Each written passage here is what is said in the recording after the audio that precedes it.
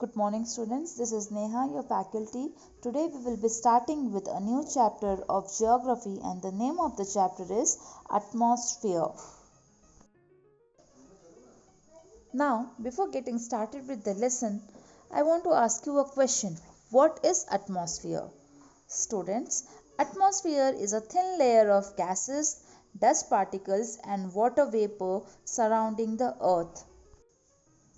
And this layer of gases forms protective boundary between the outer space and the earth's surface. The thickness of the atmosphere is around 1000 kilometers. Atmosphere is very important for all forms of life on earth. Different gases of atmosphere help plants, animals and human beings. Atmosphere traps heat and makes earth a planet for living organism. Students, the atmosphere is a mixture of nitrogen, oxygen and other gases. The atmosphere traps heat, making the temperature on earth comfortable for living beings.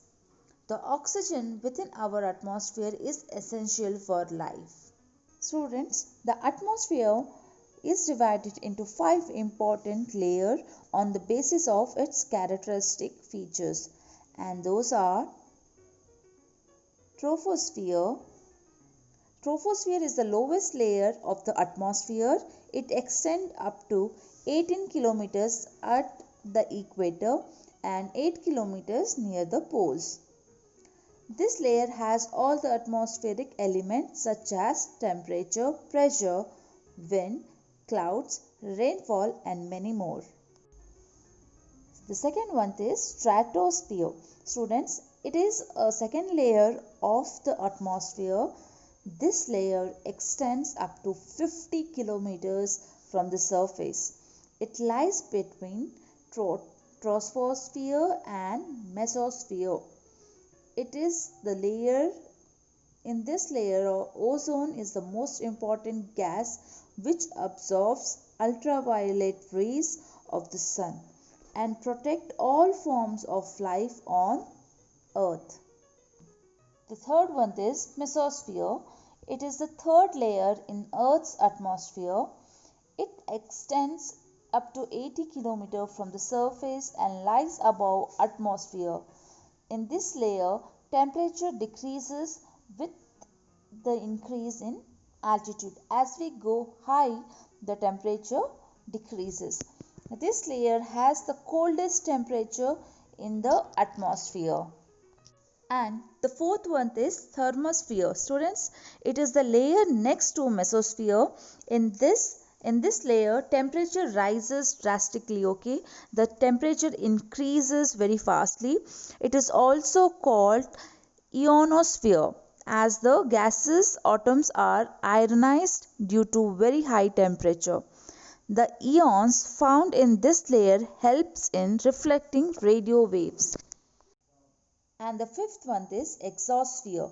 Student, exosphere is the topmost layer of the atmosphere. In this layer, elements of atmosphere are rare and pressure is extremely low, okay? Students, all these layers form a protective cover for us. Now let's study about temperature. Students, the sun is the main source of energy to the earth, which supplies heat through insolation. Insolation means incoming solar radiation from the sun to the earth. Temperature is recorded by instrument called thermometer. Centigrade and Fahrenheit are the important thermometers used to measure atmospheric temperature. The important factors that influence atmospheric temperature are latitude, altitude or height, distance from the sea, wind, ocean currents, relief, cloud, rainfall and etc. Now let's study about temperature zone. Students, The distribution of temperature is not uniform on Earth's surface. On the basis of insolation, the globe is divided into three temperature zones, and they are torrid zone, temperature zone and frigid zone. Let's get started with torrid zone first. Students, this is the zone of high temperature. This region is found between 0 degree or equator and Tropic of Cancer in the north and the equator and Tropic of Cancer in the south. This region receives direct rays from the sun. Temperature zone. Students, this region will not be too cold or it won't be too hot, because this region lies between 23.5 degree north to 66.5 degree north and 23.5 degree south to 66.5 degree south, which is the Tropic of Cancer to Antarctic Circle. Frigid zone. Students, in this, it is the coldest region. This zone is found between 66.5 degree north to 90 degree north, that is Arctic Circle to North Pole, and 66.5 degree south to 90 degree south, that is Antarctic Circle and South Pole. The temperature in this zone is very low due to slanting rays of the sun. In summer, temperature is slightly high and in winter, temperature is low. Now let's learn about atmospheric pressure. Students, air has weight and it exerts pressure. This is called atmospheric pressure. Air pressure is measured by an instrument called barometer. The unit used to show the pressure is millibar. Okay, how much ever unit the pressure has been taken, it shows in millibar. The average air measure, or you can say the atmospheric pressure, is affected by many factors such as temperature, rotation of the earth, altitude, water vapor and etc. Students, temperature is the most important factors that influences atmospheric pressure. The regions which have high temperature record low pressure due to an expansion of air, while the regions of low temperature have high pressure due to contractions of air. Thus, temperature and pressures are inversely related. The atmospheric pressure decreases with the increase of altitude, and the amount of decrease is 34 mb, or you can say 34 mb per every 300 meter altitude. Major pressure belts of Earth are as follows. First one is equatorial low pressure belt. Second one is north subtropical high pressure belt. Third one is south subtropical high pressure belt. Fourth one is north subpolar low pressure belt. Fifth one is south subpolar low pressure belt. Sixth one is north polar high pressure belt, and the seventh one is south polar high pressure belt. The equatorial low pressure belt is the zone of high temperature and low pressure. It lies between 0 degree to 5 degree north and south of the equator. This region gets direct sun rays from sun almost throughout the year. Hence, air is always very warm and hot. This is a calm region with very little wind. Subtropical high pressure belts are found between 30 degree and 35 degree north and south of the equator. There are two subtropical high pressure belts. The first one is north subtropical high pressure belt, and the second one is south subtropical high pressure belt. Polar high pressure belt. Students, polar high pressure belts these regions are found between 80° to 90° north and south latitude in both hemispheres. These are extremely cold regions with very high pressure throughout the year.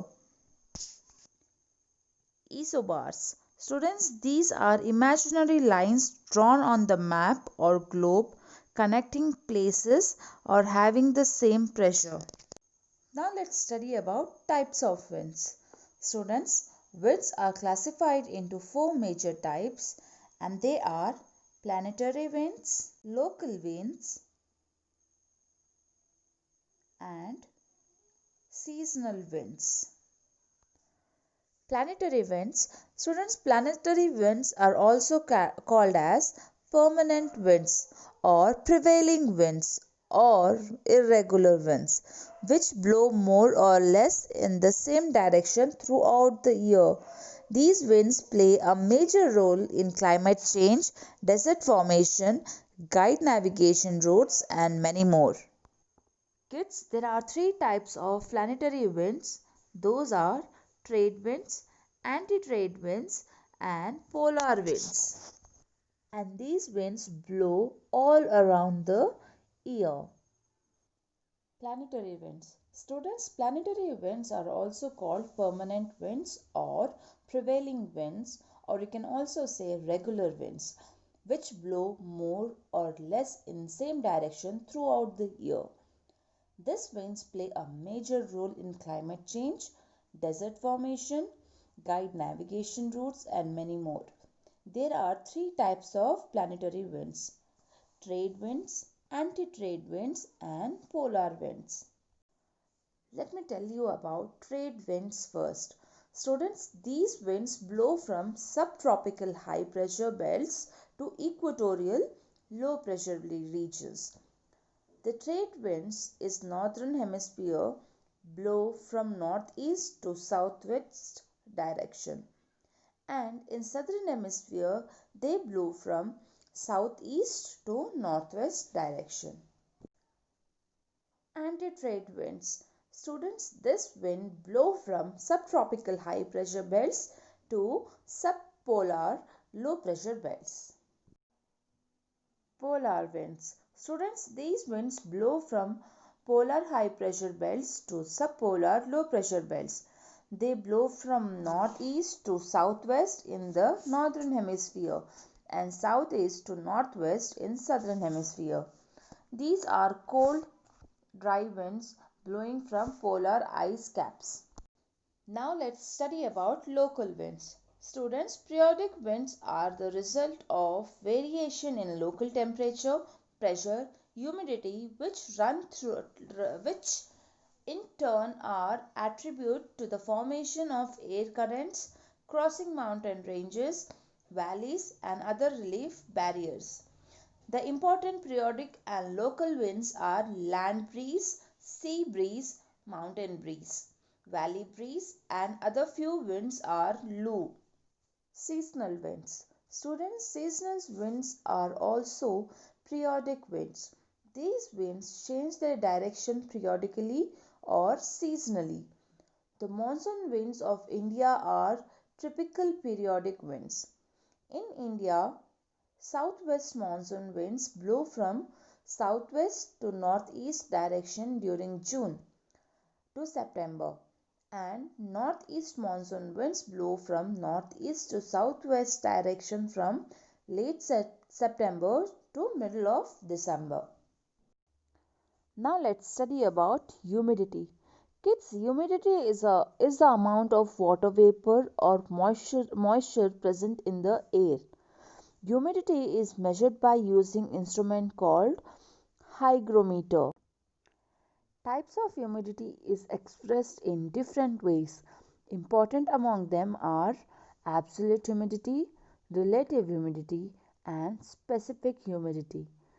In absolute humidity, this refers to the total number or amount of water vapor present in the given volume of air. It does not take temperature into consideration.